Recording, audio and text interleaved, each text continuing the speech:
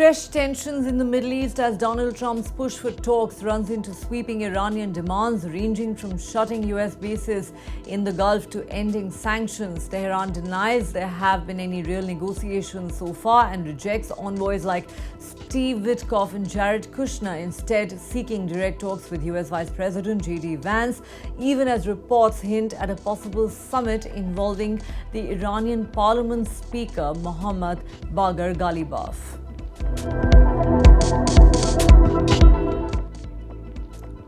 Just hours after Donald Trump spoke of productive peace talks with Iran, Tehran fires back sharply, mocking US claims, insisting that Washington is negotiating with itself. They tell Trump, "Your defeat is not an agreement."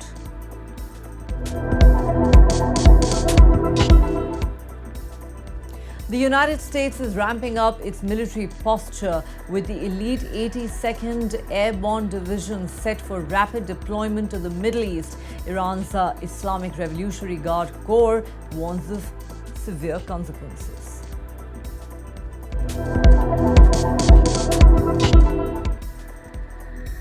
A new geopolitical twist as Donald Trump openly praises the Saudi Crown Prince Mohammed bin Salman, calling him a warrior who's fighting with the US in the Iran war. This comes after a New York Times report stating that Riyadh sees the conflict as a historic opportunity to reshape the region, raising questions over how deep Saudi involvement runs in the evolving US-Israel strategy against Tehran.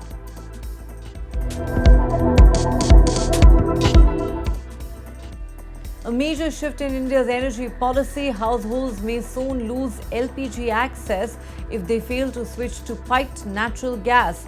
The Petroleum Ministry sets a 3-month deadline, citing supply of disruptions linked to the West Asia conflict. The move aims to push consumers towards PNG, seen as a more stable and continuous fuel alternative.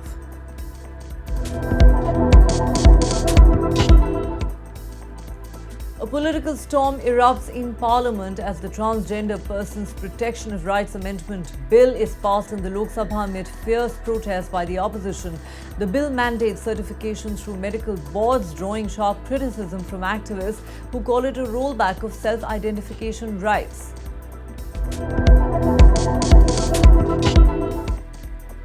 The Ukraine war intensifies dramatically as Russia unleashes one of its largest drone offensives on Ukraine since 2022. Nearly 1,000 drones in just 24 hours, many striking in daylight, have overwhelmed defenses and escalated fears of a widening conflict, with the human cost continuing to mount amid relentless aerial bombardment.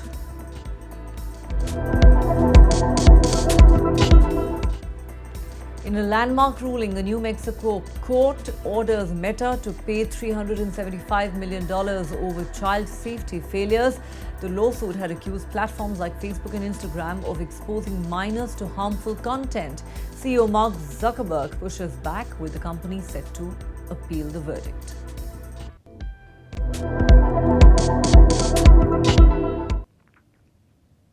Hello and welcome to the Times of India. You're watching Headlines at 8 with me, Neha Khanna. Our top story. US President Donald Trump may be desperately looking for an off-ramp and a deal to wriggle out of the Iran war that doesn't seem to be going as he would have hoped. But Iran has made it crystal clear that even a remote possibility of a ceasefire and an end to the war boils down to its terms and conditions. The United States and Israel may have started this war, but it increasingly looks like Iran is now calling the shots, despite the daily bombardments of its cities and decapitation of its leadership. In response to a proposal by Trump for renewed peace talks, Iran has set some rather tough conditions and sweeping demands. These range from shutting down American military bases in the Gulf to ending sanctions imposed on Tehran by the West and securing control over the Strait of Hormuz, the most critical shipping route in the world. This comes after Iran publicly rebuffed Washington's claims of ongoing negotiations, saying there is no chance of a deal between the two adversaries. According to a Wall Street Journal report, Tehran has conveyed that the bar for re-entering negotiations on a ceasefire deal remains high, even as indirect engagement between the two sides takes shape through intermediaries. Iranian representatives have pushed for the closure of all American bases in the Gulf, financial compensation for wartime damage, and an end to Israel's campaign against Hezbollah. They've also sought a framework that would allow Iran to collect fees from ships passing through the Strait of Hormuz, one of the world's most critical oil transit routes. Another key condition includes a new arrangement governing the Strait of Hormuz that would effectively place it under Iranian control alongside firm guarantees that hostilities would not resume. Iran has also insisted on the lifting of all sanctions as part of any agreement to end the conflict. In return, according to some news reports, Iran could consider halting its ballistic missile program for 5 years and reducing uranium enrichment levels. It may also be willing to enter discussions over its stockpile of 60% enriched uranium and allow inspections by the International Atomic Energy Agency of its remaining centrifuges.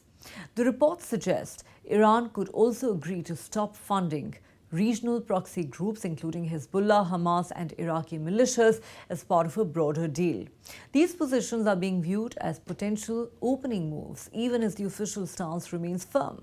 In a pointed attack, Iranian military spokesperson Ibrahim Zulfakhari even mocked the US leadership, saying the United States is negotiating with itself. Has the level of your inner struggle reached the stage of your negotiating with yourself? He asked, adding, people like us can never get along with people like you. Zulfakhari also warned that US economic interests would remain under pressure. He said US investments and pre-war energy prices would not return as long as Washington does not accept that regional stability is guaranteed by Iranian armed forces. The contrasting signals, hardline demands in public and possible concessions in private underline the complexity of the negotiations that are now taking place. Talking of conditions, it doesn't end there. In a move dripping with both strategy and skepticism, Iran has reportedly made it clear that it would rather deal with Vice President JD Vance than the very people handpicked by Donald Trump to negotiate peace. Iran does not want to hold talks with Trump's special envoy Steve Witkoff or son-in-law Jared Kushner, who are being accused of being Israeli assets. Back-channel messages to Washington carry a blunt message. Talks led by Jared Kushner and Steve Witkoff are a non-starter. The message, which was passed through back channels to the US, signals that Iran believes discussions involving Witkoff and Kushner would not be productive given the trust deficit following the breakdown of negotiations prior to Israel and the US launching military action on the 28th of February. The mistrust traces back to the collapse of nuclear negotiations that were underway when Trump ordered strikes on Iran. Tehran now sees those talks as a facade. JD Vance, in contrast to Witkoff, Kushner and even Secretary of State Marco Rubio, is viewed as more sympathetic to wanting to end the war. Though regional players also recognize that it could be risky for Vance to enter into negotiations as it won't be easy to negotiate an end to the conflict. Witkoff in particular remains heavily involved, and some argue that the Iranians will likely have no option but to engage with whoever the Trump administration sends to negotiate. White House Press Secretary Caroline Leavitt has stated that it is Trump's call who negotiates for the United States. She recently said, as the president stated, Vice President JD Vance, Secretary Rubio, Special Envoy Witkoff and Mr. Kushner will all be involved. For now, the likelihood of a meeting between the US and Iran taking place later this week in Islamabad remains a possibility, but even those advocating for it are skeptical that it will actually happen. With both sides testing the limits of what the other may accept, the path to any ceasefire agreement appears uncertain, with the stakes extending well beyond the immediate conflict and not confined to the warring nations alone, but impacting the entire region and the world.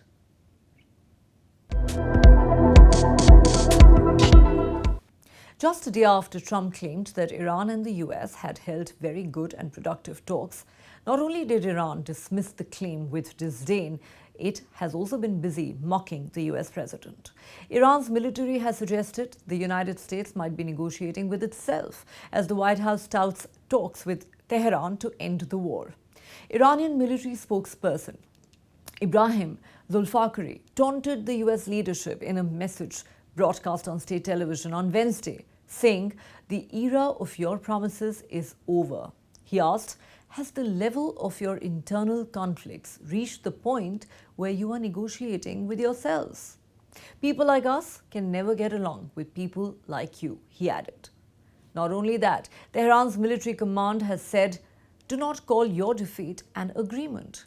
There will be no sign of your investments in the region, nor will you see the previous prices of energy and oil until you understand that stability in the region is guaranteed by the powerful hand of our armed forces. Stability comes through force. The strong words are consistent with the Iranian authorities' outright rejection of Trump's talks claim as fake news and market manipulation. In fact, analysts say the US may have realized that it underestimated Iran's retaliation. Tehran, on the other hand, may not be willing to trust the US easily after it launched airstrikes on the country on the 28th of February, when talks were still on. With Iran holding strong against the combined firepower of the US and Israel, even 4 weeks into the conflict, Trump appears to have realized that he underestimated Tehran's resilience. When the conflict began, there was a perception that neutralizing the supreme leader, Ayatollah Ali Khamenei, would lead to disarray within the Iranian establishment, trigger popular protests against the theocratic regime, and lead to a change in guard. That did not happen. Despite the elimination of the supreme leader, Iran's elite IRGC persisted in its all-out counterattack. And they did something Trump did not see coming. Tehran targeted US allies among its Arab neighbors in the Gulf. In a rare admission, Trump said they weren't supposed to go after all these other countries in the Middle East. Nobody expected that. We were shocked. There is pressure at home too. A Reuters Ipsos poll found that Trump's approval rating fell in recent days to its lowest point since he returned to the White House.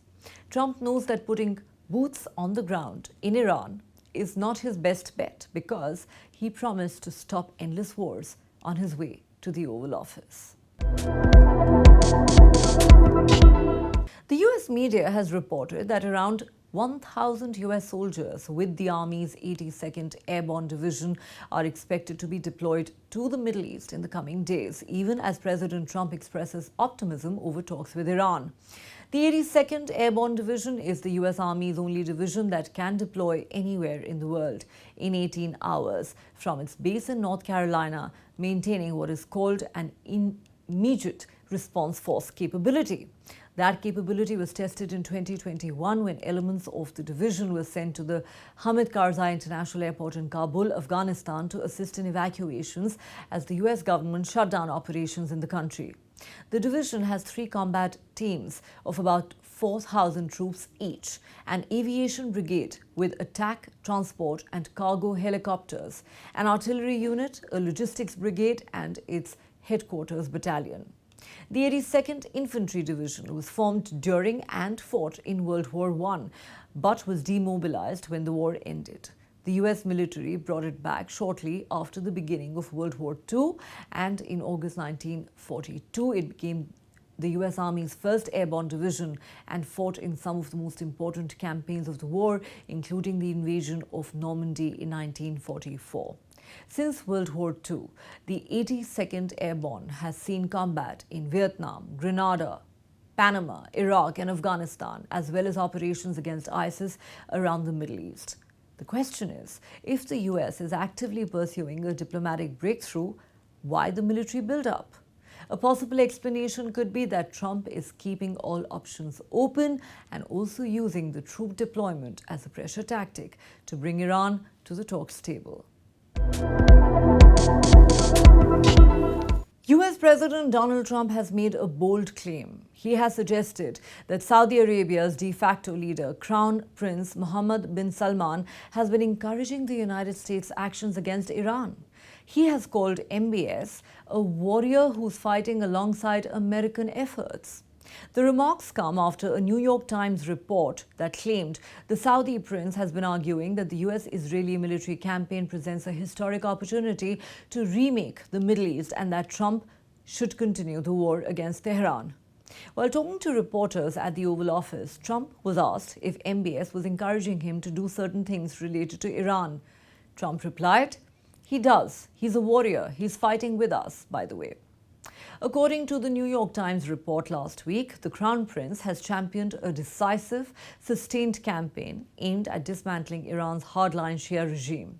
MBS has reportedly told Trump that Iran poses a long-term threat to the Gulf that can only be eliminated by getting rid of its government. The views align with Israeli Prime Minister Benjamin Netanyahu's assertion that Iran is a long-term threat to the Middle East region.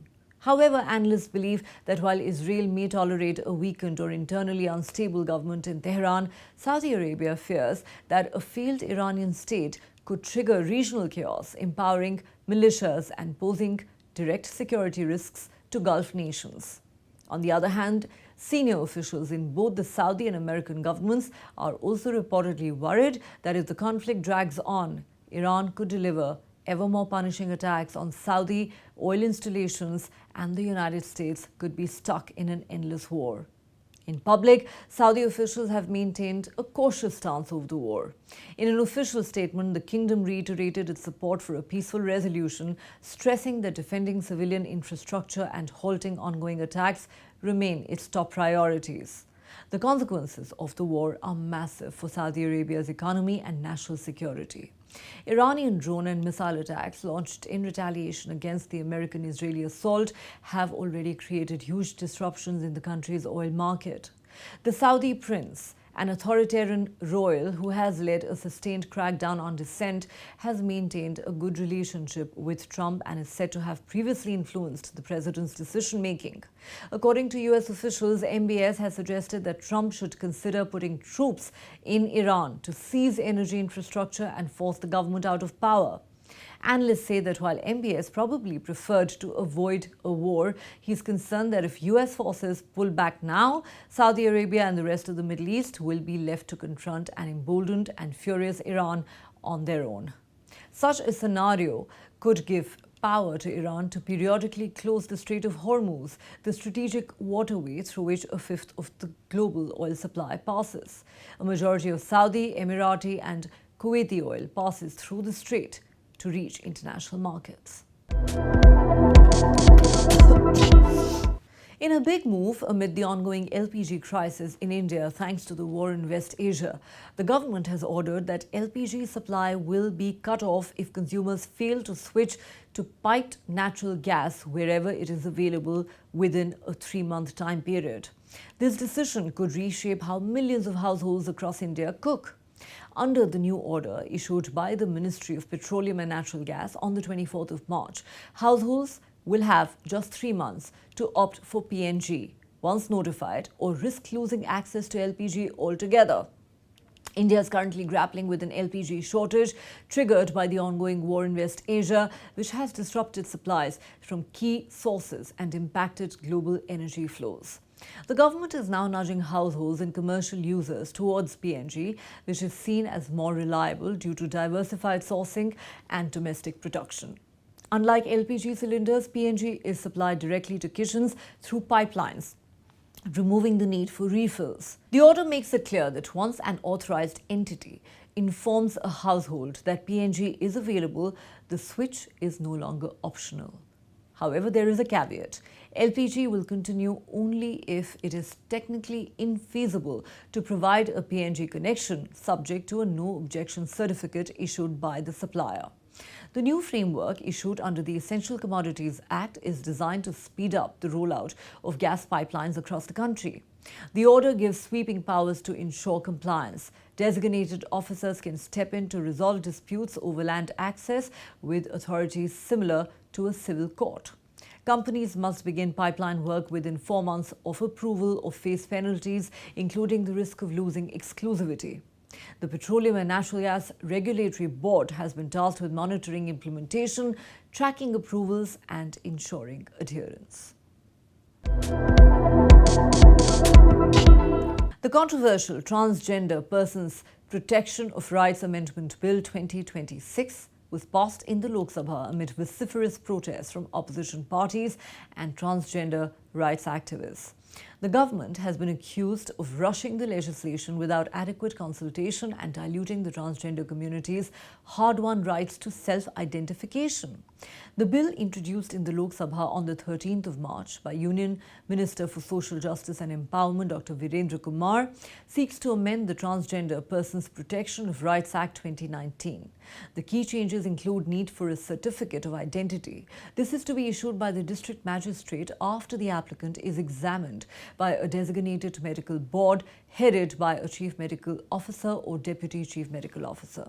The bill also allows transgender persons to change their first name in birth certificates and other official documents on the basis of this certificate. It aims to provide a precise definition of transgender persons, focusing on those facing severe social exclusion due to biological conditions. The self-perceived gender identities not aligned with specified socio-cultural or intersex categories have been excluded. Opposition members and activists have challenged these assertions, stating that the bill was never placed in the public domain as required under the pre-legislative consultation policy of 2014. No specific standing committee report on transgender issues from last year was cited in the statement of objects and reasons. The opposition says this is not protection, this is exclusion by design and a regressive step brought without consulting transgender individuals. They argue that a constitutional democracy cannot decide which identities are legitimate. Equality before the law cannot be conditional, and that the bill is a clear rollback of hard-won constitutional rights. They warn that medical screening violates privacy and bodily autonomy and exposes transgender persons to invasive practices. The state has no place in policing identity. That's what they say. Congress leader Rahul Gandhi posted on X that the bill strips transgender people of their ability to self-identify, forces trans people to undergo dehumanizing examinations by a medical board, and introduces criminal penalties and surveillance without safeguards.